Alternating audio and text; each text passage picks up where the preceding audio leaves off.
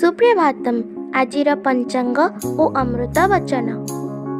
सुप्रभातम्। अद्य दिवसस्य पञ्चाङ्गम्। अद्य श्री श्वेतवराहकल्पस्य वैवस्वतमन्वन्तरः द्वितीयपरार्धः दक्षिणायनः शीतऋतुः पौषमासस्य कृष्णपक्षत्रयोदशी तिथिः सौरवासरश्च चुकाप्त षड्विंशत्यधिक एकपञ्चाशत्शतं विक्रमसंवत् 81 डिसेम्बर् मासस्य 28 तारिका।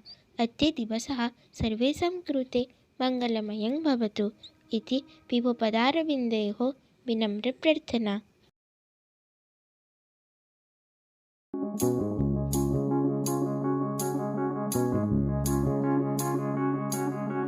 मनुष्य भूल करी दुःखରୁ ଉଦ୍ଧାର ପାଇବା ପାଇଁ ଶେଷରେ ସତ୍ୟର ଆଶ୍ରୟ ନେଇଥାଏ।